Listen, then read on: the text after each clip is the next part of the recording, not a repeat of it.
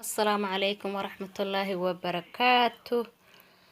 maanta waxaan sameynaynaa cuntadan yaa la sameynaya intooda badan hadda waan jarjaray kan waa kaabash iyo basal karoot halkaasan waan hoolay halkaas ama waan fiiqay qofba sidoo yaqaan halkaasan ku hoolay baashaasan ku hoolay kan waa batatis chips tii caadiga ahayd ma hayo marka batatis kaanaan isticmaalayaa maanta insha Allah ukun intaana waxaan ka dhiganayaa maxaa la yiraahdaa casho fudud hadii Ilaahay qadaro sorry bahalahan aan ku daraya insha Allah waaga ya kuwan alaabahan aan isticmaalaya adu iska dandana marka intaan la isku sameynaya sida loo jarjarayo sida la isku ku dardarayo qofna loo sheegmay laakiin muhiimaddu waa inaan idin tuso sidii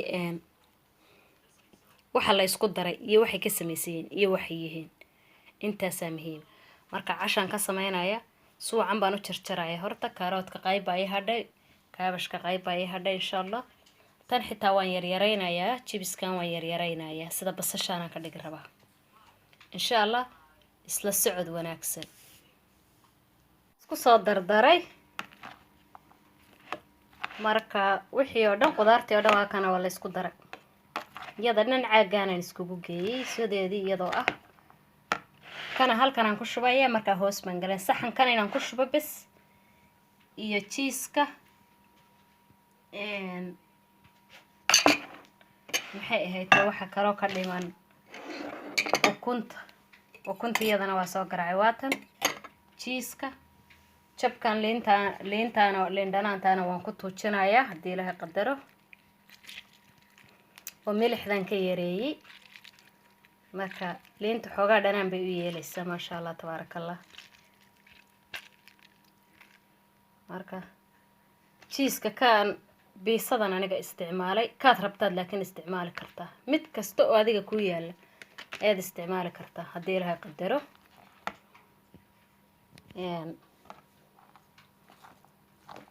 meesha sa kullu isku wada geeyay qudaartii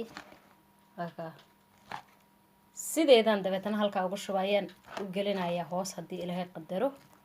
olive leaf saliidana ku daraan isticmaalaha hoostaad ka marmanaysa wax kale uma baahan inta si yar ku shubay waad gaargaarsiinaysaa sidan keega u gaargaarsiina hadii Ilaahay qadaro kadibna waan isku walaaqay ukuntan ku walaaqaya cheese-kana korban ka saaray waa dhamaad sidoo inuu soo baxo maxay ahayd waa isla soconaynaa hadda waxaan gelinayaa ovenka saxankan ku shubaya ovenkan gelinaynaa isla socod wanaagsan cheese-kii baan hadda ku daraynaa wixii kale oo dhan waa lagu shubay saxanka marka waxa inoo harsan waa cheese-ka kaliya cheese-ku wuxuu inaga caawinayaa inay xoog u guduudato iyadii ukuntu isqabsadaan hadii Ilaahay qadaro waxa ay leedahay manfaacad caruurta iyo dadka waaweyn ba u leedahay inaan ilaawin cheese-ku oo ah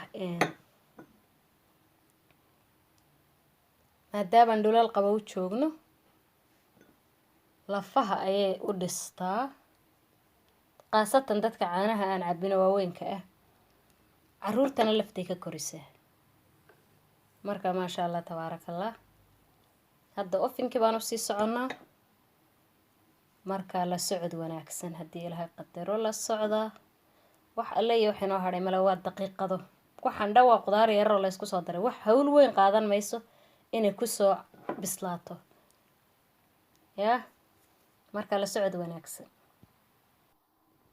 waa soo bislaatay cuntadeeni saanay noqotay ma sha Allah tabarakallah jabkaas qof walba kuugu filan markaas aan ku soo baxay waa kaasa ma sha Allah waa gabagabadii iyo guntii meel kasta ku gali kartaa cashay ku gali kartaa quraacay ku gali kartaa